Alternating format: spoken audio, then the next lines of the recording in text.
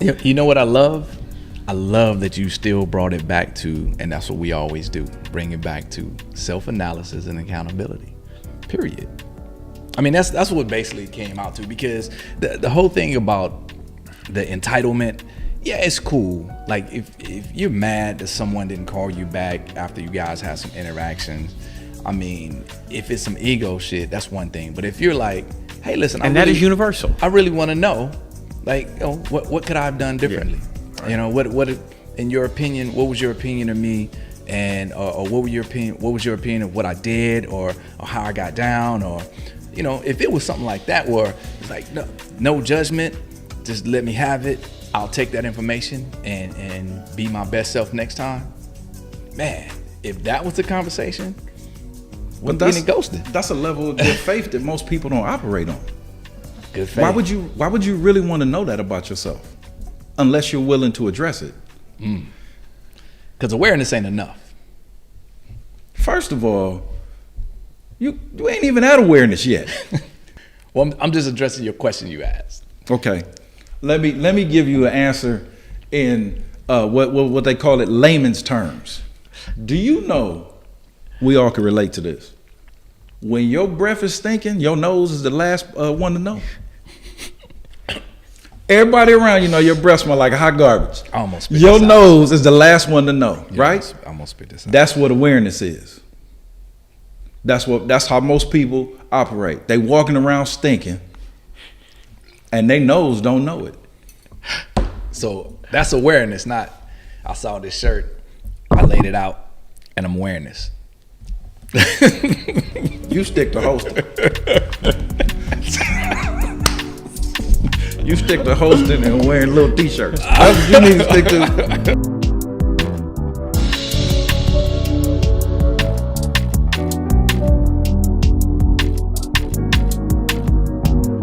You know, so, you know, in our society right now, especially especially we talk about dating world. Oh, thank you for reminding me that I do date. Appreciate you. Nah, man, I look forward to seeing the pictures of your date nights. Yeah, that's inspiration. Thank you, brother. Yeah. Thank you. You know, we oftentimes, and we talk about this issue of fairness, we know that don't exist for us. Mm-hmm. Fairness does not exist for men, especially black men. And in the dating mating ritual, and just in relation to people, there are toxic behaviors. There are behaviors that run the gamut from, beneficial to not beneficial, to harmful, to traumatic, right? And yet there are some behaviors that are labeled, that's just what it is. And there can be some somewhat excuses for behaviors. Yet on the flip side of that coin, when we talk about men, when it's not even traumatic, it could just be men being men doing man shit. And it comes off abrasive, direct, and principled. It could be labeled toxic masculinity. What say you? I say that was a great intro. I say that if most people looked at it as just human behavior, then we could have an honest conversation. Mm-hmm. There is things that men do that are toxic. There are things that women do that are toxic. But we don't hear the term toxic femininity. I would love to be able to have that conversation, because that would bring about some accountability. Okay. I read something recently. LA Superior Court, the DNA tests that they did for fathers, a third of the tests were found that the man in question was not the father. Wow, a third. This was over like a year period. They looked into a third. And roughly, is that not toxic? To tell someone that this is your child? 33% of the time. And people say, this is just people putting on a show on society, but there are entire TV shows built off of this. Is that not a toxic thing? Now, I would be stupid, silly, and asinine to blame all women, right, for the actions of those women. Right. But as a man, do I not get blamed for the action of other men that do things that are not things that I do? And it's called what? Toxic masculinity. Mm-hmm. So the few times that I hear about balance, okay, is when I'm calling into question and accountability to my sisters that I care about. We've had other shows, I bang on dudes. I said dudes was failures as fathers. I've said it in groups, in public. I ain't never heard no sister stop me and go, hold up, take it easy on the brothers. There's some good brothers, I know. They be like, yeah. Because we sure don't feel obligated to lay it down for every single brother. I'm not here to argue for the mantle of manhood. No, we said they can't even hang in our spear. Yeah. So there is just by the definition of toxic masculinity. Yes, it exists. And I know I spoke a little bit, I'm gonna hand it over to Ren. But since we're so interested in balance, where's the balance? I mean, there's an element of toxic masculinity when it comes to things like, the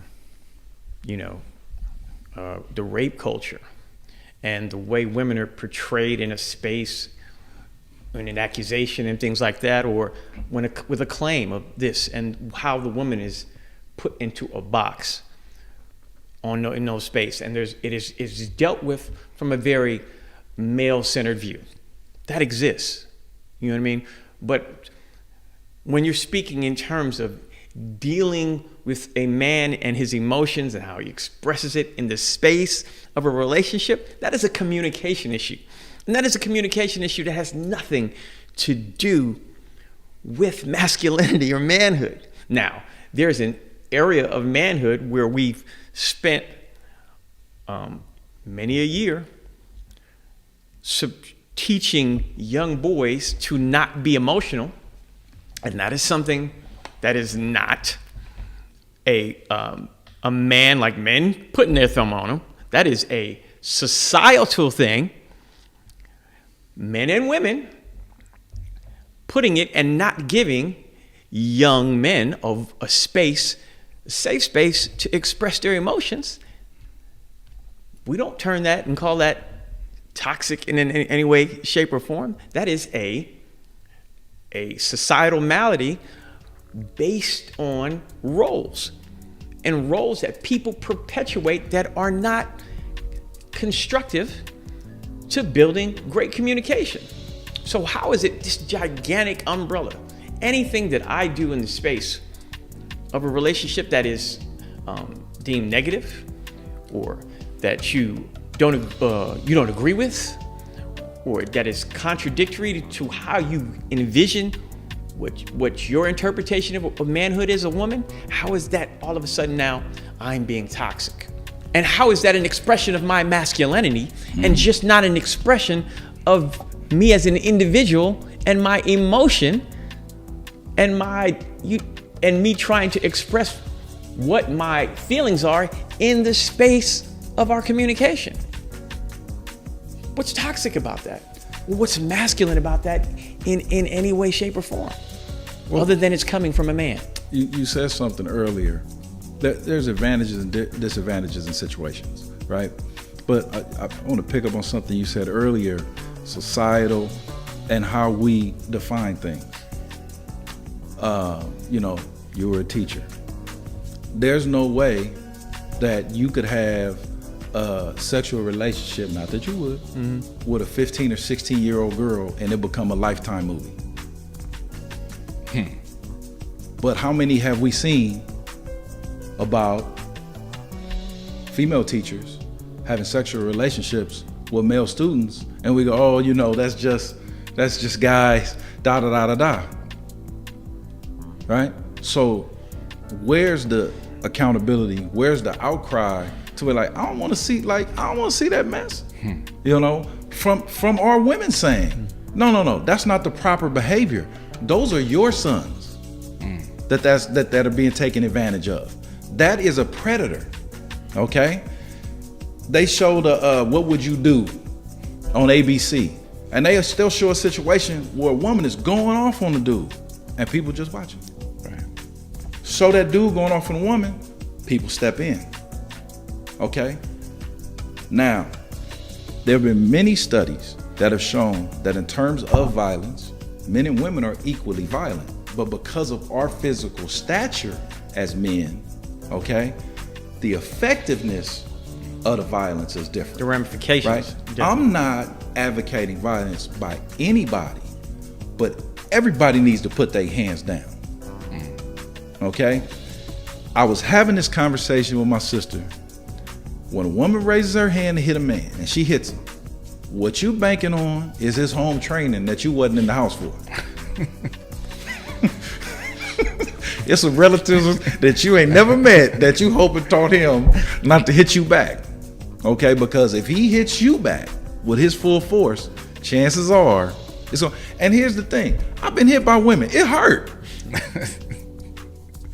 Okay, some of y'all paws are heavy.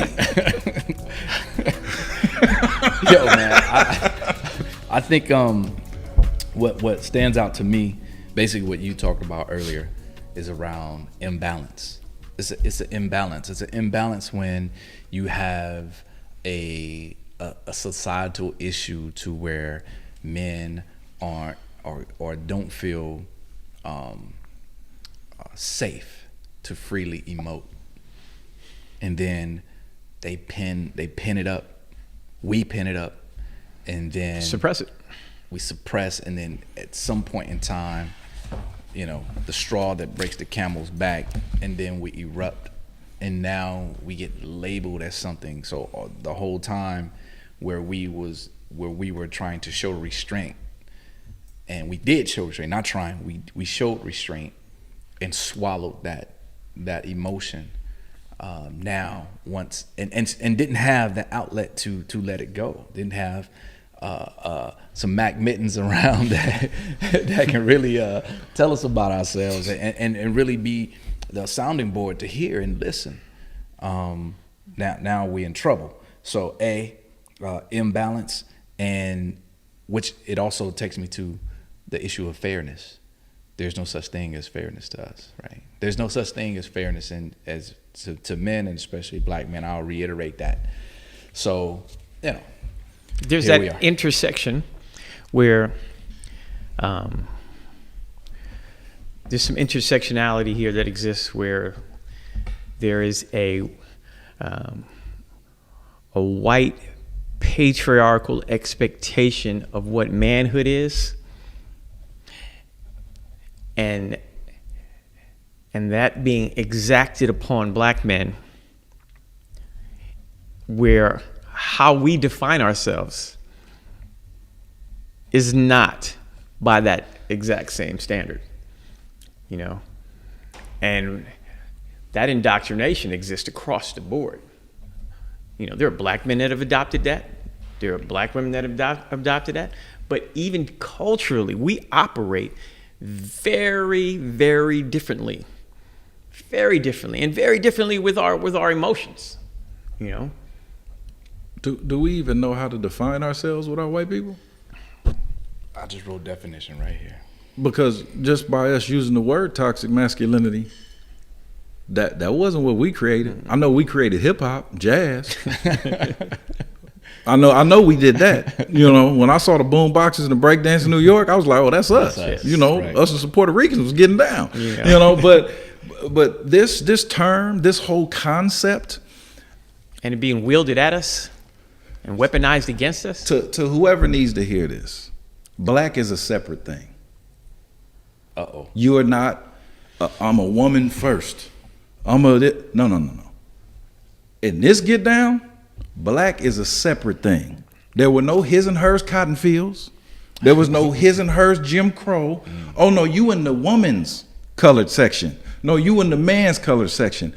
No, we've been in this together. That's right. And what we've been convinced is this. I had this conversation, oh my God, today. I told somebody, voter suppression has always been around, but there was a time when black folks voted Republican. and the Dixiecrats were the ones that were exercising voter suppression. Well, now black folks vote Democrat, and it's the Republicans. So it's not the political party, fool. You black, and you can swing an election. Right. But you gonna run over to Massa Joe, and my sister Kamala decided she was gonna be black this week, and they for black people, right? No, we gotta be for each other. Ooh, I love it. Okay, until we define ourselves by our own terms, There it is. we're gonna be fighting as a family, and we're gonna be losing the overall battle. And we're all using a different standard created by someone else and imposing it upon each other, and it does not fit the space that we're in. It does not fit the time frame that we're in. And so that creates that lack of communication and that lack of understanding of each other. So you start wielding these terms created by this outside space and bringing it in here, and then start painting me with the broad brush that exacts the same kind of punishment on all of us. Me being male does not align me with a white man. It by no means. There's no form of alignment. You know what? You know how I know? Because we're gonna pull out of here at Manhattan Beach, and the police will follow me until I get north They're gonna of let you Imperial. But see, and I don't do the pain Olympics. There's certain 100%. areas of life that are harder on black men. There's other areas of life that are harder on black women. 100%. But that our pain is our pain. Yes. It's our people's pain. Right. Okay. But you can't tell me a more toxic sentence or sentiment than "I don't need no man." We are the only group of people in this country where the women openly declare disdain and we don't need our men. Tell me the nation that you know that's successful without men. Yeah, and it's harming our boys because, our mother's generation didn't like seeing grandmama, they mama, what I'm saying, give grandpa the big piece of chicken. Or however that dynamic was, there was something about it that our mothers didn't like. So now our mother's going to have our sisters in our generation, and they feed them that. And now we in the third generation where our daughters and their generation, our daughter's generation, their mothers have told them. So we're in the third generation of "I don't need a man." And how has that benefited us as a people, as far as our family structure, and how's that benefit women in particular? Man, if this was working, I'd shut up. It's not working. And how could you tell a young man that he's not needed? Wow. How are you going to say that to him in front of him? Wow. And he's indoctrinated under the sentiment that he's not needed, and then all of a sudden he turns 15, 16 years old, and you expect him to fulfill some needs. You expect him to step into some void that he has not been prepared for at all. And then what do? For whatever reason, mother and father split. You're doing the child handoff back and forth. Mother with primary custody. All of a sudden, 15 and 16, you take him. And now you want me to indoctrinate him and now instill things in him that would have been what he would have gotten before he had an understanding of it based on repetition. He would have been codified by my action. He would have been codified by watching me act in a space as an assertive, confident man and move as an assertive, confident man before he had the understanding of exactly what I was doing. He would have had the repetition of manhood acts and later on got the synthesis of the why as he was old enough to find the perspective to understand why we were doing it. But when you pull him away from that and you're indoctrinating him with that, you're not needed, you're not needed, you're not needed. And we don't have the time to sit here and then deprogram that. You got to deprogram that just to get back to some balance. I'm gonna say this slow because this will be misheard and misrepresented. Mm-hmm. And we are not playing the Oppression Olympics. Exactly. It is my responsibility. It is our responsibility as men to raise men. It has been time tested and proven that the women can't do it. I can raise my daughter to be a fantastic human being, but her mother is in charge of her womanhood. Bingo. Now, we are in charge of the manhood. To the ladies that say, well, what if the man that I have a child with is no good? I will tell you this. Parenting is our jobs. But who you decide to have a child with, every child that's brought into this world is the mother's decision. Let me show you how. I get with a woman. She's pregnant. I want us to have a child. She doesn't. What happens? She doesn't have that child. Reverse she it. wants. I don't want to have one. She does. I'm going to a baby shower. You getting that reveal? That part, that's the woman's decision. So if you have a child with somebody that's not equipped, that's a time for self-examination, because it's probably something going on inside that if you don't address it, you will feed that to your child or children. And that's how we get these generational situations. And then because we don't want to deal with it, we put our armor on and we start having banners and slogans that just simply aren't true. I'll give you a toxic number 2. I'm the mama and the daddy. Oh, you took that out of my mouth. Batman didn't ever say he was Superman. You can't be 2 superheroes. A lot of times parents are superheroes. You can't be 2. You're not even built for it. Different tools, different skill sets, different everything. We are built to work together and complement each other. Okay? We are the most Christian folks in this country as black folks. Out of our mouths. Out of our mouths. I'm the mama and the daddy. Goes against the laws of the God you say you serve. Ooh. And I believe it was 77% of the black church membership is women. Let's just say 70+%. Because somebody be like, no, it's 74. He was wrong. Because forget the point. Right? There it is.